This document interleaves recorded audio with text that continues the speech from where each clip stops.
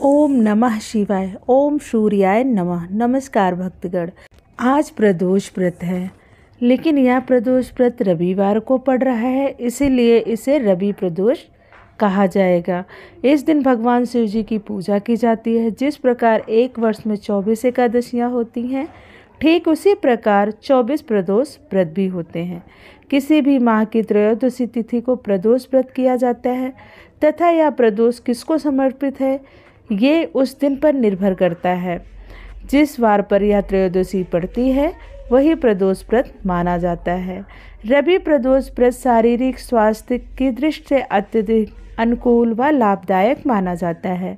जो भी मनुष्य रवि प्रदोष व्रत विधि विधान से संपन्न करता है, उस पर भगवान सूर्यदेव की विशेष कृपा होती है तथा उस व्यक्ति की ख्याति दूर दूर तक फैलती है। तो आइए हम भी सुनते हैं रवि प्रदोष व्रत कथा। एक समय सर्व प्राणियों के हितार्थ परम पावन भागीरथी तट पर ऋषि समाज द्वारा विशाल गोष्ठी का आयोजन किया गया।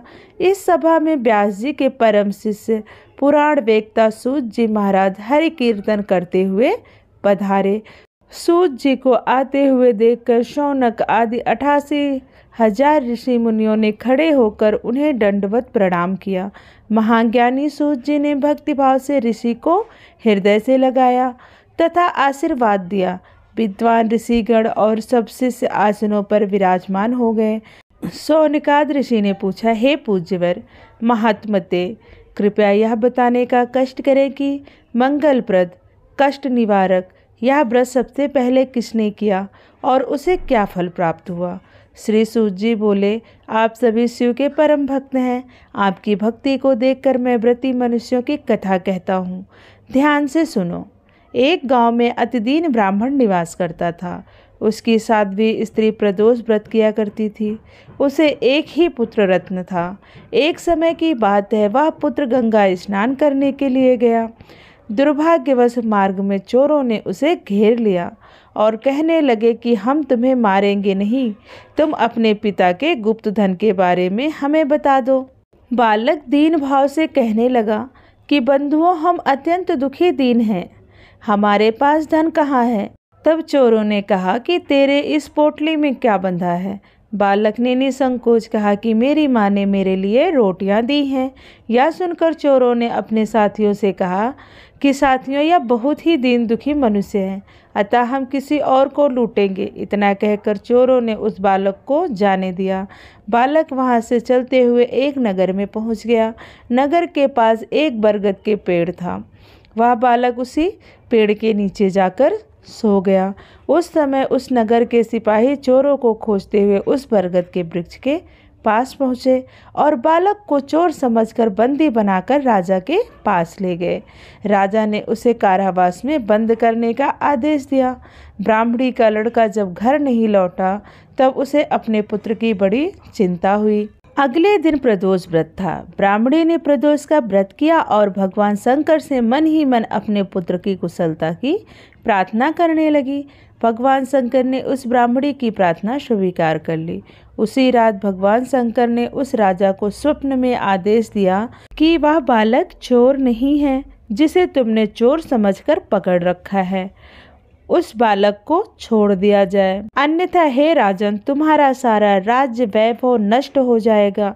इसलिए उस बालक को प्रातः ही तुम कैद से आजाद कर दो। प्रातः काल राजा ने शिव जी की आज्ञा अनुसार उस बालक को कारावास से मुक्त कर दिया। बालक ने अपनी सारी कहानी राजा को सुनाई। सारा वृत्तांत सुनकर राजा ने अपने सिपाहियों को आदेश देकर उस बालक के घर भेजा और उसके माता पिता को राज दरबार में बुलाया। उसके माता पिता बहुत ही भयभीत थे। राजा ने उन्हें भयभीत देकर कहा कि आप भयभीत ना हो, आपका बालक निर्दोष है। राजा ने ब्राह्मण को 5 गांव दान में दिए जिससे कि वे सुखपूर्वक अपना जीवन व्यतीत कर सकें। भगवान शिव की कृपा से ब्राह्मण परिवार आनंद से रहने लगा। अतः जो भी मनुष्य रवि प्रदोष का व्रत करता है वह प्रसन्न व निरोग होकर अपना पूर्ण जीवन व्यतीत करता है। आइए जानते हैं रवि प्रदोष पूजन विधि। रवि प्रदोष का व्रत का पालन करने वाले व्यक्ति को प्रातः उठकर स्नान आदि से निवृत्त होकर स्वच्छ हो जाना चाहिए। तत्पश्चात पूजा स्थल को स्वच्छ कर सूर्य भगवान शिव व देवी पार्वती का आवाहन करें। अब भगवान शिव को बेलपत्र तथा सूर्य देव को अक्षत, फूल, धूप, दीप, लाल चंदन, फल, पान, सुपारी आदि अर्पित करें और माता पार्वती की भी विधिवत पूजा अर्चना करें। उसके बाद परिवार वालों के साथ बैठकर रवि प्रदोष व्रत कथा सुनिए। प्रदोष व्रत कथा आरती सहित ही करनी चाहिए।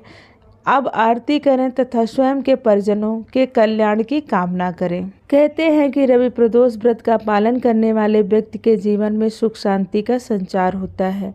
रवि प्रदोष का व्रत श्री सूर्यदेव को समर्पित होता है, अतः इस व्रत में फल स्वरूप व्यक्ति स्वयं सूर्य के समान तेजस्वी व ऊर्जावान हो जाता है।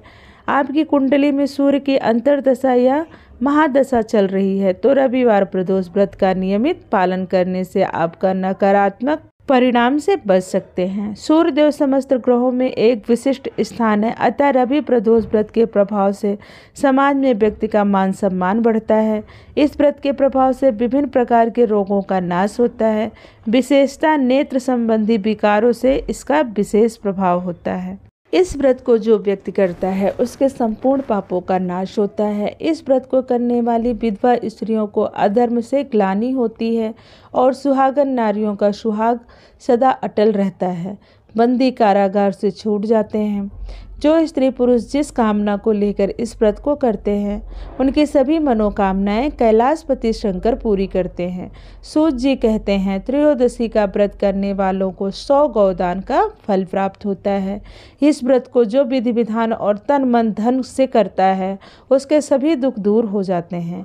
सभी माता बहनों को 11 त्रयोदशी यह पूरे साल की 26 त्रयोदशी पूरी करने के बाद व्रत का उद्यापन अवश्य करना चाहिए।